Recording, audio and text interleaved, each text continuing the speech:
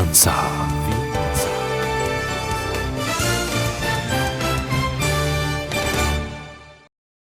Hello and welcome to Vimansa Initiative. Vimansa Initiative is pleased to present a new series of interviews on the theme Rising China. The purpose of this interview series is to bring you the views of intellectuals and experts on various aspects of the miraculous development of China and to explore to what extent that Sri Lanka can benefit from the Chinese experience. This is the inaugural interview with Mr. Mohan Samaranayake to talk about economic and political background of the development of China. Mr. Samaranayake is currently the Director General of Government Department of Information. The discussion is conducted by Dr. Sirimala Berat, Professor of Economics from the University of Colombo. So, Mohan, I want to ask you first, what is this new international order and what does it have to do, anything to do with rising China? If you can take a couple of minutes and explain to our audience in simple language. Okay, Professor, okay, Siriman, whether it is new or old, international order means the nature and the structure of relations between each nations of the world, each countries of the world, in terms of politics, economics, military, social, and cultural aspects. International order is not something constant. It keeps changing. Before 1991, there was a different international order. In 1991, one of the major power centers that made that then existing international order came to an end with the collapse of the Soviet Union. In my view and in my understanding, now we are in a different, in certain aspects, a different international order or different relations between countries. So in the present day context, China is certainly a country to be reckoned with because of its geographical size, because of its population. For example, geographically, its land mass is little more than 9 million square kilometers. Size of a country also matters in deciding relations between countries. China has the world's largest population, and now it is the second largest economy. If you take the number of countries in the world, let's go by the number of member nations of the United Nations. There are 193 member countries of the United Nations. Out of these countries, United States is the first, the largest economy. China comes second since recent times, about say a few years before. Japan was the second largest economy. Now it is China. According to World Bank and other statistics, in mid-2020, China's total economic output was about 15.5 trillion US dollars. So it is the largest economy. And also China is the fastest growing economy in the world. It's a nuclear power. And it is a member of the United Nations Security Council. Security Council is the body which decides in matters relating to world peace and security. And China is one of the countries, is the third country to send a spacecraft to the space after the United States and the Soviet Union. So, and in the present day era, China is has the power to influence almost all the countries of the world. That's right. Thank you for that wonderful explanation about the present day China. But I know that if you go back to 1970s, and it was poorer than Sri Lanka, it was a poor country. And as I heard, there were millions were dead. Millions died because of the starvation, because of poverty. But suddenly it rose up and then it has come up to this level within a couple of decades. What do you have to say about it? What is it?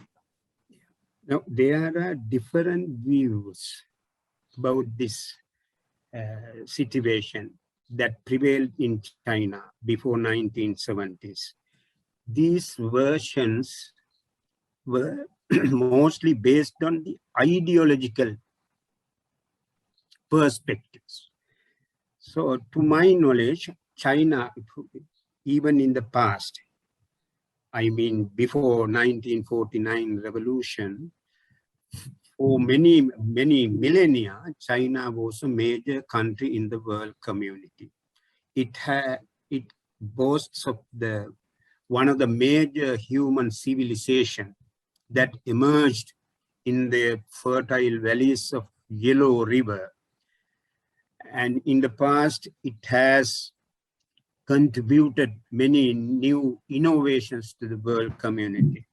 According to one of the US economists, whose name was Paul Barron, who wrote a book under the title Political Economy of Growth in 1957, in that book, Paul Barron says, in the year 1800, China's economic or industrial output was about 33% of the world total economic output. But by 1900, it declined to about 6%.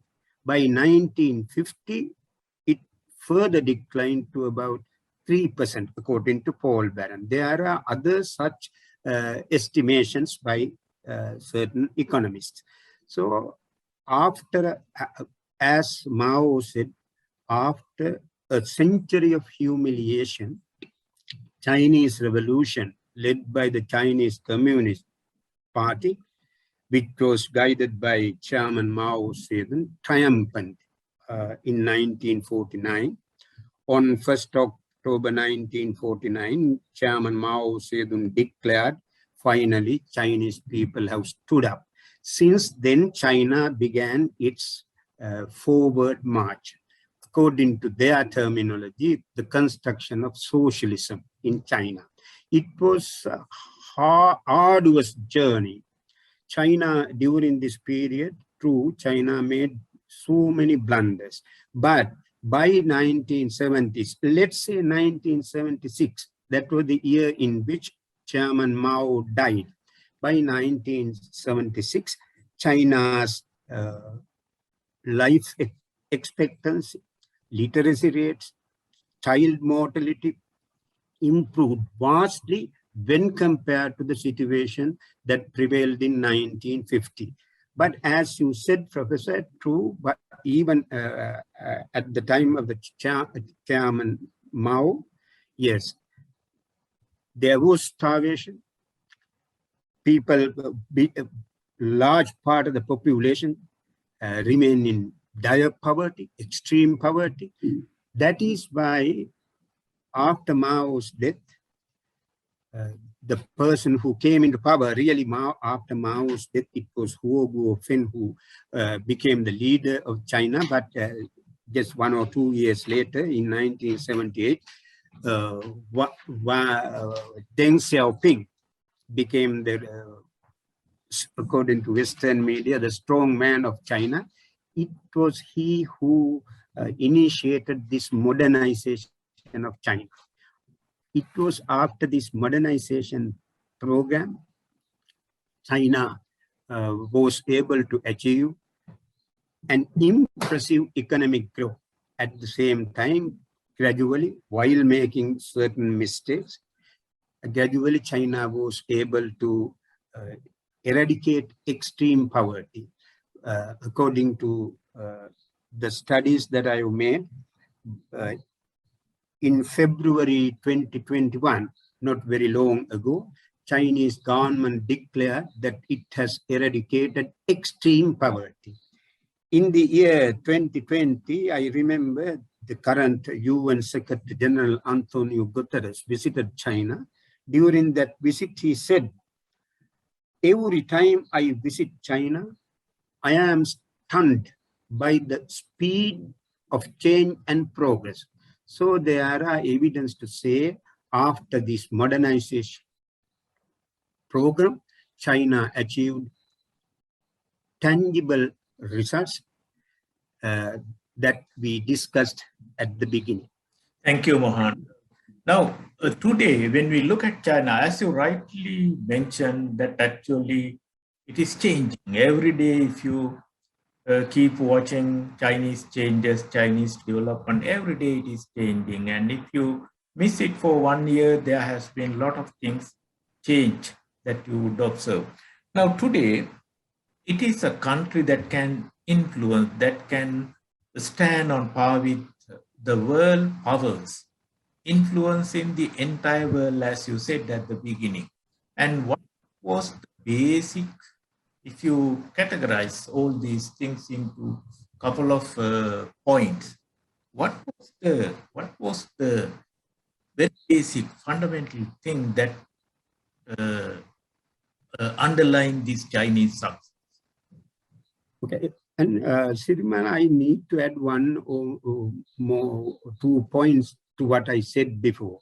Sure. The reforms that were initiated by Deng Xiaoping are seen by certain Marxists and socialists as a change to capitalism, practicing state capitalism. When Mao Zedong was living, he very often used the term capitalist marauders. So according to certain Marxists, they believe what happened in 1978 was a triumph victory for the capitalist marauders. Okay. Now to your question, Professor, there are different explanations. This is my explanation. I think after the 1949 revolution, with huge blunders from time to time, however, China was able to lay the foundation for the future economic growth and development. It was on this foundation that China began this journey in 1978. To my point, please let me add another example. Now, for example, if you take India, another fast-growing economies of the world and an emerging power center in the current world order, I think my belief is that India too has a solid foundation to go ahead that was laid during the time of Prime Minister Nehru up to 1991. It was in 1991 that China started this, what we call modern economic reforms. So the first thing that made China a modern economic power is the foundation laid under what they call the socialist construction from 1949 to 1976. Then another feature is this country was consistent in its drive towards economic development and drive. Now, if we take our own country, for example, after independence, for Chinese Revolution triumphant in 1949, that was 1 year before we gained independence from British. But since then, in our country, when the government changes, almost everything changed. So in China, it was not the case. One may argue that China did this through brutal or oppressive, using oppressive equipment measures and process, but whatever the causes behind this, it was consistent more or less right from the beginning with the solid determination to achieve a higher level of economic development and a higher level of living standard for its people. I remember Deng Xiaoping once said, pauperism is not socialism. It is not communism as well. That is what he said. So according to Deng Xiaoping, in order to realize socialist aspirations, the country must have a solid economic foundation. That is why he decided to open up Chinese markets and investments to other countries. Another reason that I see behind the success of China, when I say success, I don't mean that China didn't do any blunders. There were no downs, there were no failures. There were during these last 70 odd years. But in China, Chinese society, people were disciplined to obey and act according to government's political and economic strategies, so on.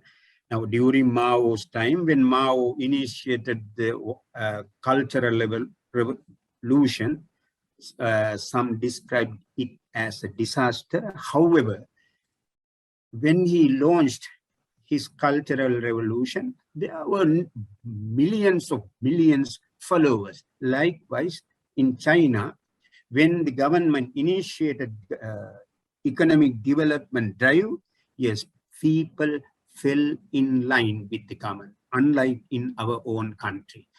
If we take a very recent example, is the China's ability to control Corona, COVID-19 pandemic. It was China where Corona pandemic originated in December 2019. But now China is one of the countries which has successfully controlled. It keeps control the spread of pandemic. That is because people are disciplined. When people are ordered to follow certain procedures, they adhere to them, unlike in our country. And China has been pragmatic, right? Especially after 1978. After 1978, China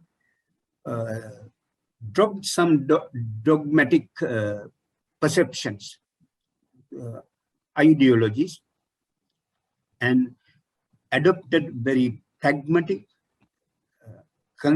taking into consideration the changes in the rest of the countries and the rest of the world order. So those are the factors behind China's economic, according to some. Yes. Now, I know that China is one of the safest countries today to live in the midst of this corona pandemic issue that has spread all over the world.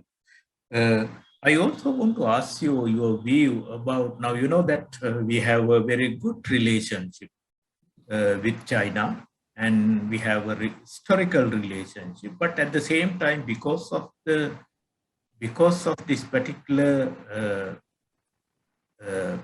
incident, particular way of rising China, our theme, and there has been some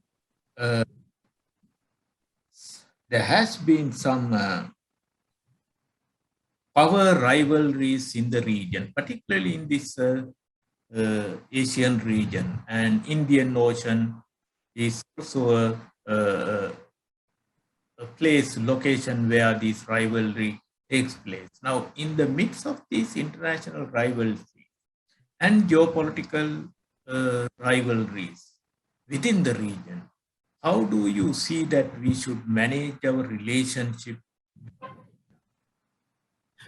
Okay, Sitimal, with a kind of background or forward,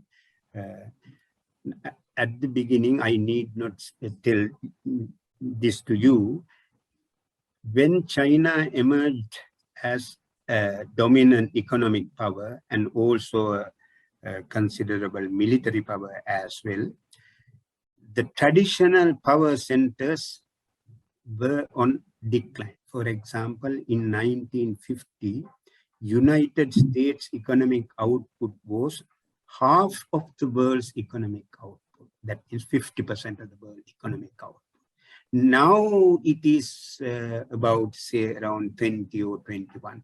China is, when China is growing, others are declining. That is why, that is the main reason for this rivalry. It is visible, very clear. There is a heightening power rivalry between these major power centers. Two recent examples. Very recently, just few weeks ago, United States, United Kingdom, and Australia entered into an agreement under which USA and UK will be providing nuclear technology to Australia, for Australia to produce, build nuclear-powered submarines. That shows the level of the rivalry between these countries. In the agreement, none of the three countries say that it is aimed against China, but even the Western media, BBC reported this AUKUS agreement with an introduction. It says very clearly, says it is aimed at China. And very recently, there was another kind of defense pact or arrangement, which is known as Quad. That means quadrilateral defense dialogue. It is between USA, Japan, Australia, and India. This shows the rival. And Professor, needless to say that we Sri Lanka, in the middle of a growing, heightening power rivalry among these powers. I can remember in the year 2020, even during the pandemic, almost every month, a powerful representative from the powerful countries visited Sri Lanka. Today, there are controversies centered on giving one of the power plants to an US company, then Trinco oil tanks to India, and giving Hambantota port to China. These are the manifestations of the growing power rivalry between these major power centers. So in this power struggle, my view is that Sri Lanka has to maintain its traditional, non-aligned, equidistant, neutral foreign policy. Be friendly with all and not enemy of any country. Without which it is very, very difficult. As the power rival grows, pressure comes intolerable. Really, Sri Lanka in the midst of this situation, in times to come, really it can turn out to be a very dangerous situation. So we need to have a very prudent, well thought out foreign policy to deal with all these power centers, major power centers, without which this country can become another Lebanon, Afghanistan, or similar countries? Yes, I can wrap up two main points that I gathered from your valuable, insightful discussion on rise in China. One is actually we have seen this kind of shifting world economic power from place to place throughout our history, from England to USA, and then from US to now is to China, and then we should be able to accept this as a fact in the world economic history. Number two, how do we manage this relationship with China? In fact, as you categorically mentioned, I can also supplement your point, saying that we should not lean on to one nation. We should be open to even for investment from different nations in the world, so that in fact Sri Lanka will benefit from this economic rivalry. I'm not talking about military rivalry, but economic rivalry. We can turn it out to be a good thing, beneficial thing for Sri Lanka as well. Now, finally, our time is almost over. But Okay. Mohan, 1 minute, taking 1 minute or two, do you like to say anything more, particularly regarding what kind of lessons that Sri Lanka can learn from China? Yes, as I explained before, I think we have to be consistent. Now, let me explain. One may not agree with me. There was a time in Sri Lanka, the government wanted to reform our education system. Then few years later, there was a change of government. They entirely abandoned that education reform initiative.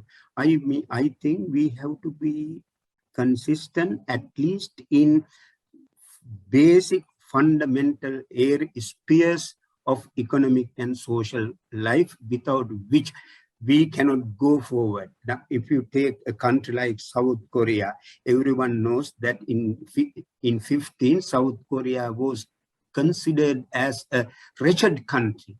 Now we know it is on par with Japan or other developed countries. That is because South Korea adopted such a strategy and program. Thank you, Mohan. Thank you for joining Vimansa discussion series today. In fact, I must tell you that this is the first of the series. And thank you for all our audience, and hope to see you again in our next interview with similar topics. Also, all the topics are related to rising China. And with that note, and goodbye for the moment. Thank you, Professor.